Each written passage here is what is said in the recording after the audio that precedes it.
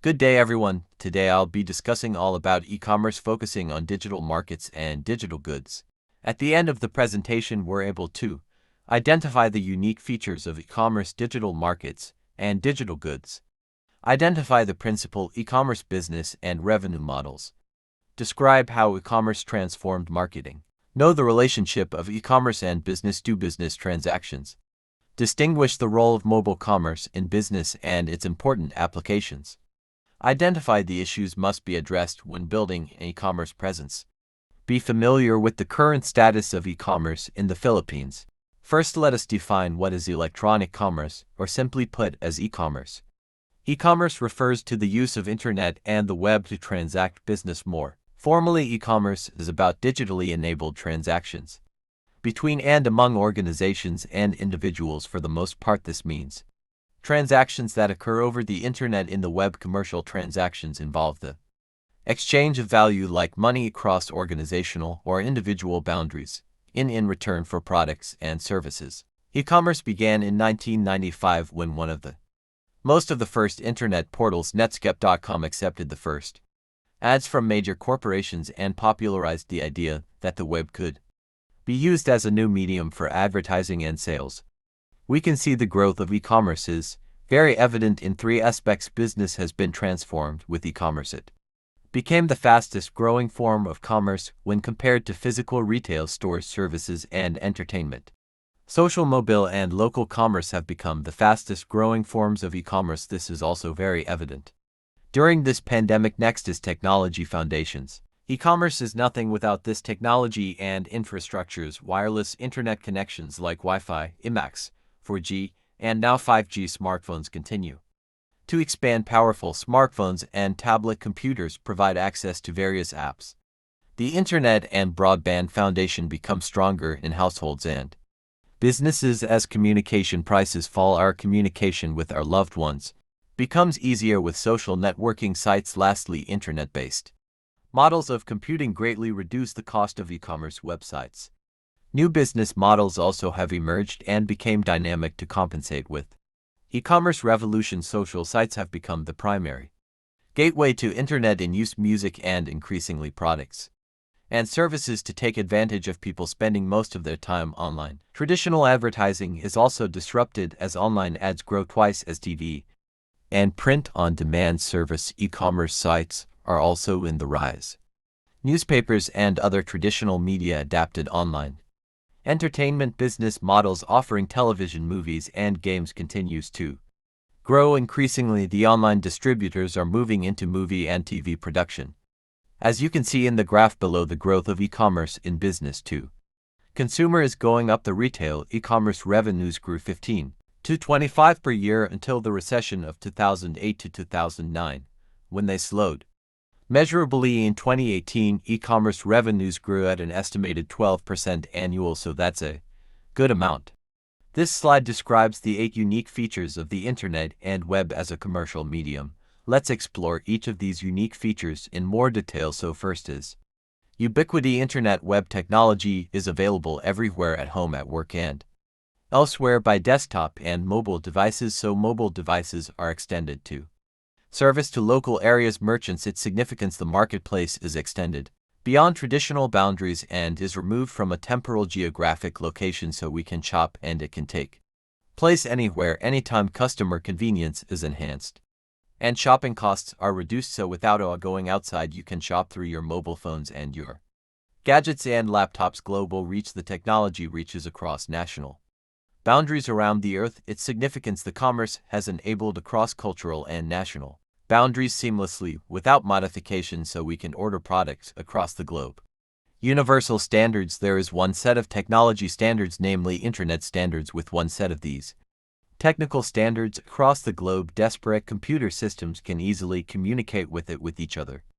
Richness. Video, audio, and text messages are possible, so this marketing messages are integrated into a single marketing messages and consumer interactivity. The technology works through interaction with the users. Consumers are engaged in a dialogue that dynamically adjusts the experience to the individual and makes consumer a participant in the process of delivering goods to the market, so we can set feedback to the seller if the product is good or bad, or we can return the product alternatively if it doesn't fit our liking. Information density, the technology reduces information costs and raises quality. We can accelerate the product. We can easily communicate with our customers, and the information that are needed by the customer is already given. You can already post it online easily. Personalization and customization, the technology allows personalized messages to be delivered to individual as well as to the groups. Lastly, social technology. This is the most popular feature of e-commerce. The technology supports content generation and sexual social networking, which is a very popular nowadays. The location, timing, and revenue models. In this slide, I'll simply describe the key concept of e-commerce that composed of two major concepts, which is the digital market and the digital goods in global marketplace. So digital market is the place and goods are the products that we sell online. Digital markets are said to be more transparent than traditional markets, with reduced information asymmetry, search costs, transaction costs, and the new costs, along with the ability to change prices dynamically based on market conditions.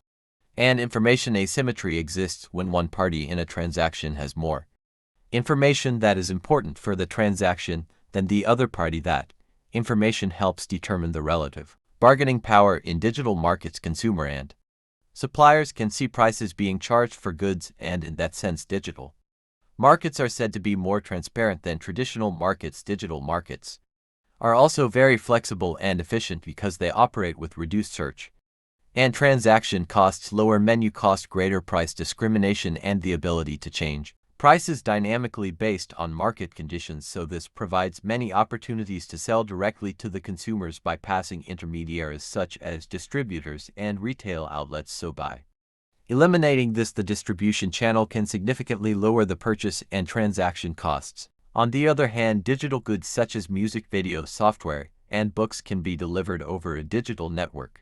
Once a digital product has been produced, the cost of delivering that product digitally is extremely low, since it will be only transported online, such as streaming music, streaming and moving, etc. E-commerce is a fascinating combination of business models and new information technologies. So let's start with the basic understanding of the types of e-commerce and then describe e-commerce business and revenue models. There are many ways to classify electronic commerce transactions. One is by looking at the nature of the participants.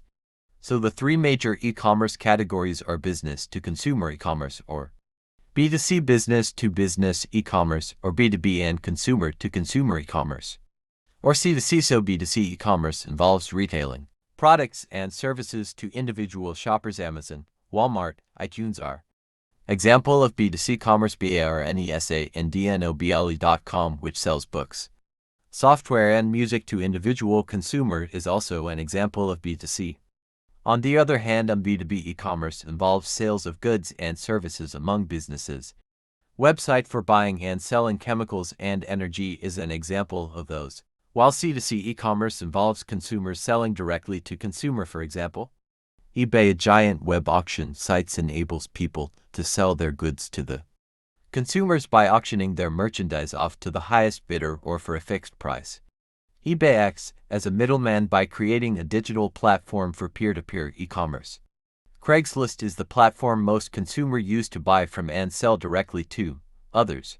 Changes in the economics of information described earlier have created the conditions for entirely new business models to appear while destroying other business models. So in this slide, I will describe some of the most important internet business models that have emerged. All in one way or another use the internet, including apps on mobile devices, to add extra value to existing products and services or to provide new foundation for products and services. First is the retailer sells physical products to products directly to consumers or to individual businesses. So the example of this is Amazon, Blue Nile, and those. Another business a model is a transaction broker, saves user money and time by processing online sales transactions and generating a fee each time a transaction occurs, so some of which is at Rick.com and Expedia.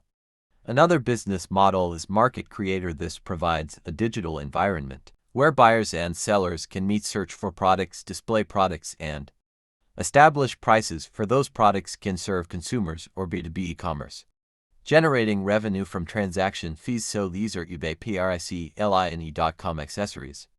Next is content provider. This creates a revenue by providing digital content, such as news, music, photos, videos.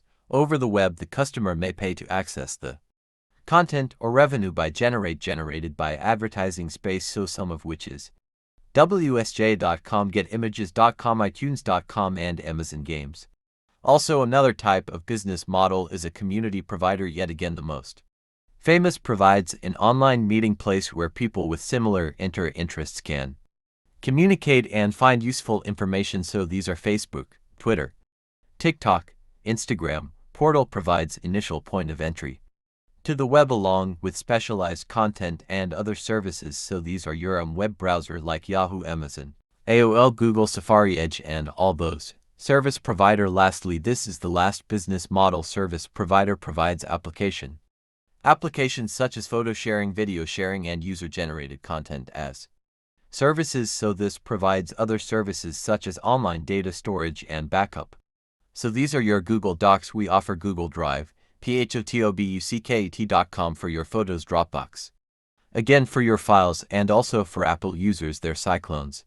A firm's or revenue model describes how the firm will earn revenue, generate profits, and produce superior return on investments. Of course, they have to earn money so you can get their return. Although many e-commerce revenue models have been developed, most companies rely on or some combination of the following 6 revenue models. So these models are advertising, sales, subscription, free or freemium, transaction fee, and affiliate. So this is how they get their revenue through this -1 revenue models. So let's discuss one by one.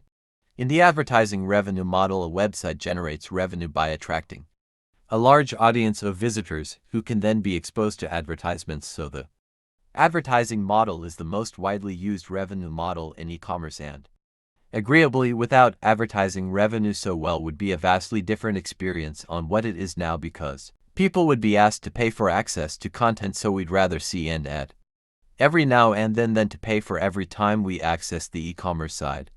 So websites with the largest viewership, or that attracts a highly specialized, differentiated viewership and are able to retain a user's attention, so stickiness, can charge higher advertising rates. So as you can notice, the more views that you have in YouTube, or the fame, the more famous YouTuber you are, more ads will be attracted to you, because they know that many people you attract more people to watch those sides. On the other hand, in the sales revenue model, companies derive revenue by selling goods, information, or services to customers. Companies such as Amazon, which sells books, music, and other products, LLBeam.com, Gap, Uniqlo, all have revenue sales revenue models. Content providers make money by charging for downloads for tel files such as music tracks in iTunes Store, or books for Now, or books, or for downloading music and or video streamings. Apple has pioneered and strengthened the acceptance of micropayments. So micropayment systems provided content providers with cost-effective method for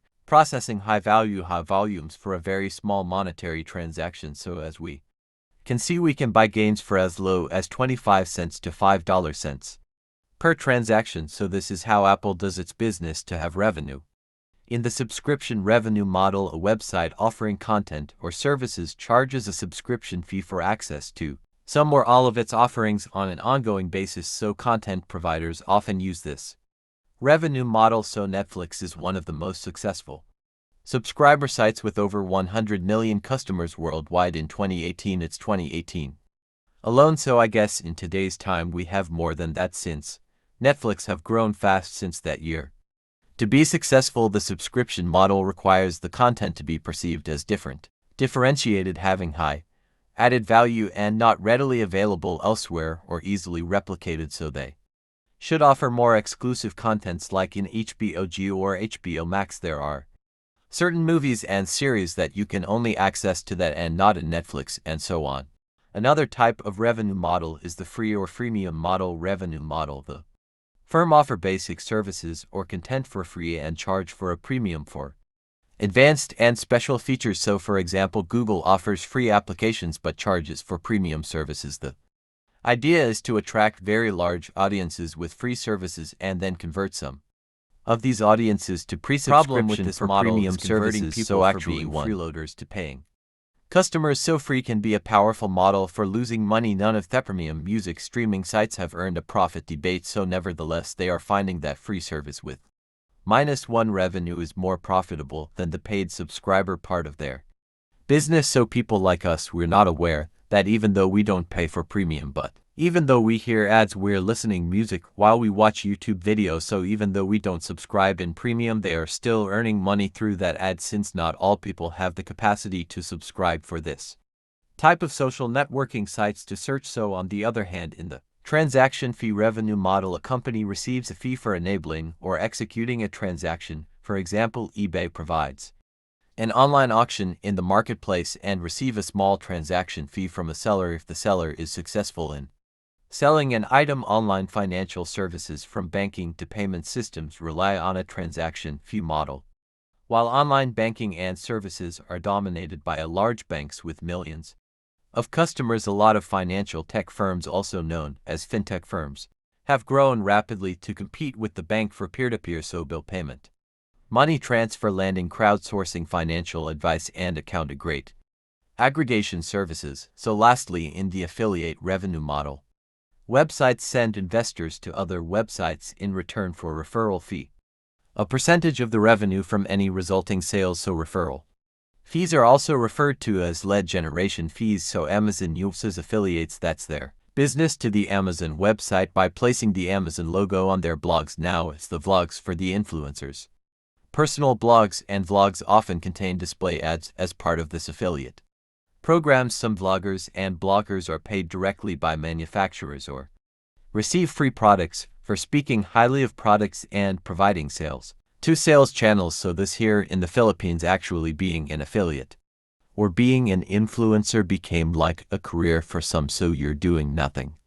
They're just making vlogs about the products and promoting it decisively every now and then, but with that they are getting paid, plus they're getting the experience of those services and products as well. So it's like a testimonial of those products. Although e-commerce and the internet have changed the entire industries and enabled new business models, no industry has been more affected than marketing and marketing communications. So the internet provides marketers with the new ways of identifying and communicating with millions of potential customers. It costs far lower than the traditional media, so including search engine marketing, data mining, recommender systems, and targeted emails. So creating sites where 1,000, even millions of people can interact offers business firms new ways to market and advertise and to discover who likes and dislikes their products in a phenomenon called wisdom of crowds. Some argue that large numbers of people can make better decisions about a wide range of topics or products than a single person or even a small community of experts.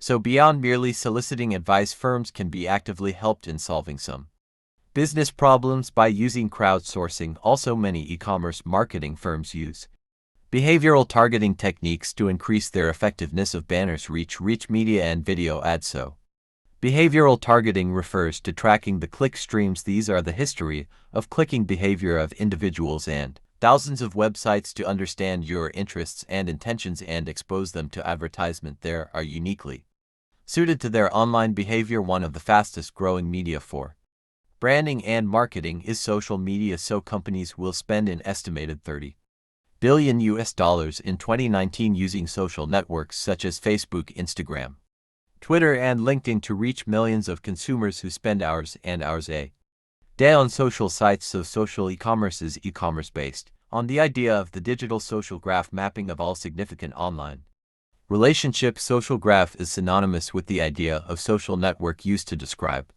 offline relationships. So they use a pattern how to entice the ads in our social networking sites. The trade between business firms of B2B commerce represents a huge marketplace. The process of conducting trade among business firms is complex and requires considerably human intervention, therefore it consumes significant resources. While B2B e-commerce refer to the commercial transactions that occur among business firms online, increasingly these transactions are flowing through a variety of internet-enabled mechanisms. So as a result, B2B e-commerce generates efficiencies by enabling companies to, like kid suppliers, solicit feeds, place orders, and track shipments in transit electronically. Net marketplace provide a single digital marketplace for many buyers and sellers, while private industrial networks link a firm with its suppliers and other strategic business to partners to develop highly efficient and responsive supply chains.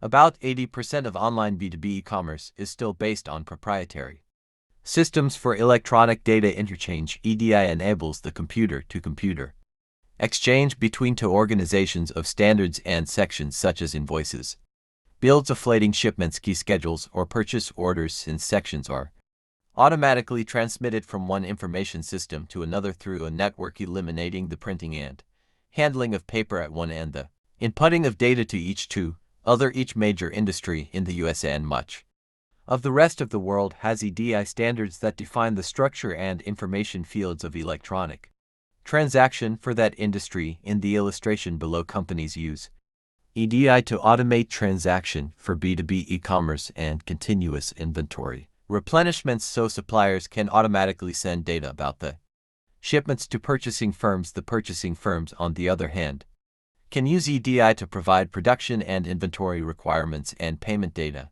suppliers in just one go. Next, as with e-commerce B2B, we are given new ways of buying and selling, so the internet and web technology enable businesses to create electronic storefronts for selling to other businesses. Using the same techniques as used for B2C commerce, alternatively, businesses can use internet technology to create extranets or electronic marketplaces for linking to other businesses for purchase and sales transactions. So net marketplaces, which are sometimes called hubs, provide a single digital marketplace based on internet technology for many buyers and sellers. As shown in the figure below, they are industry-owned or operated as independent intermediaries between buyers and sellers. So net marketplaces generate revenue from purchase and sell transactions and other services. Participants in net marketplace can establish prices through online organizations, auctions, or other requests for quotations, or they can be used fixed prices. So with the net marketplace, we can have a single digital marketplace. Lastly, B2B e-commerce builds a highly efficient and responsive supply chains through a private industrial method. So a private industrial networks typically consists of a large firm. It's in the middle, using a secure website to link its suppliers and other key business partners, as shown in the figure. The bureau owns the network, and it permits the firm and designated suppliers, distributors, and other business partners to share product design and development, marketing, production, scheduling, inventory management, and in unstructured communication, including graphics and emails. Another term for a private industrial network is a private exchange. So again, a private industrial network results to a highly efficient and responsive supply chain. With the rampant usage of smartphones and tablets, it is not shocking that eCommerce is the fastest growing form of e-commerce, expanding at the rate of 30% more per year and estimated to grow to $500 billion by 2022, as shown in the graph. Further, mobile e-commerce is the fastest growing type of B2C e-commerce and represented about 34% of all e-commerce in 2018. So the source of the graph is a data from eMarketer chart titled Retail and Commerce Sales US 2018 to 2023. Meanwhile, according to Investopedia, mobile commerce, also known as eCommerce, involves using a wireless handheld devices like cell phones and tablets to conduct commercial transactions online, including the purchase and sales of products, online banking, and paying bills. With eCommerce, users can transact anywhere provided there's a wireless internet provider available in that area. Mobile commerce has increased rapidly as security issues have been resolved. So the security features that we have now is we have this face recognition. We also have this thumb recognition before we transact with our delicate mobile apps. Like mostly in banking needs, companies like Apple and Google have introduced their own mobile commerce services. So how does it differ with e-commerce? E-commerce may be conducted by a desktop computer or laptop, smartphone, or tablet. However, e-commerce is typically associated with computer, in which user has to find a location with an internet connection. Conversely, eCommerce specifically refers to transactions done via smartphone or any mobile devices. With eCommerce, users can transact anywhere provided there's a wireless internet provider available in that area, and commerce transactions tend to be done with a few clicks, while e-commerce done via tablet, laptop, or desktop might involve a time and exploring company's website With those differences of e-commerce and m-commerce gave birth to uncommerce.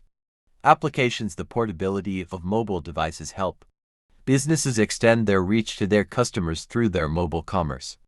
And commerce is especially well suited for location-based applications such as finding local hotels, restaurants, monitoring traffic and weather, providing personalized location-based marketing. On the other hand, mobile phone and handles are being used for mobile bill payment, banking, securities trading, transportation, schedule updates, and downloads of digital content such as music, games, and video clips. Only commerce requires wireless portals and specialized digital payment system can handle micro opinions.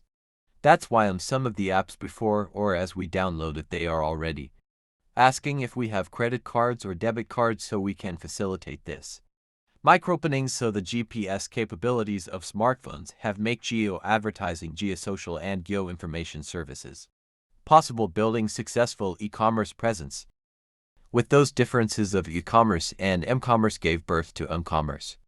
Applications. The portability of mobile requires a keen understanding of businesses extend their reach to their customers through their mobile commerce. Well, a systematic approach and commerce is especially well suited for location-based applications such as also includes finding local social network sites on Facebook and Twitter and smartphone apps where providing personalized location-based marketing on the other hand, and coordinating all these customers' venues can be a bit difficult, so the two most important management challenges in building successful e-commerce presence are: number 1, developing a clear understanding of your business objectives, and number 2, how to choose the right technology to achieve these objectives. Though there were challenges, there are also strategies on how to overcome this. And handles are being used for mobile bill payment, banking, securities trading, transportation, schedule updates, and downloads of digital content such as music, games, and video clips. Only commerce requires wireless portals and specialized digital payment system can handle micro opinions. That's why some of the apps before or as we download it, they are already asking if we have credit cards or debit cards, so we can facilitate this. Micro-openings. So the GPS capabilities of smartphones have make geo-advertising, geosocial, and geo-information services possible, building successful e-commerce presence.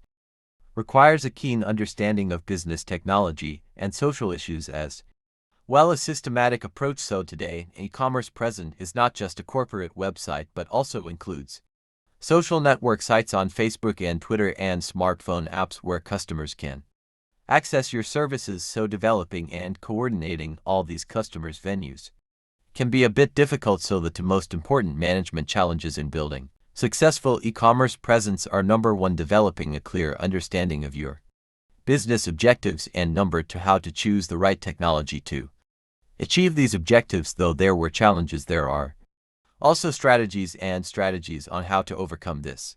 First is a company may be guided with an e-commerce presence map. As you can see here in the slide, an e-commerce presence requires firms to consider for types of presence with specific platforms and activities associated with each. So the illustration again provides a roadmap to the platform and related activities you will need to think about when developing your e-commerce presence. So as shown, for example, there are 4 kinds of e-commerce presence: so websites, email, social media, and offending. So a company must address different platforms for each these types. So for an instance, in the case of website presence, there are 3 platforms. There is a traditional desktop, the tablet, and smartphone, meaning you can access this website through those 3 more platforms with each different capabilities, and so on. So moreover, each of this type of e-commerce websites, there are related activities that needs to consider. For instance, in the websites, again, a company will want to engage in search marketing, search engine marketing, display ads, affiliate programs, and sponsorships. So if he tends to build an website, he must focus on those activities, and so on and so forth, for those 3 types of presence. Where would you like to be a year from now? So it is very helpful for a company to have a rough idea of the time frame.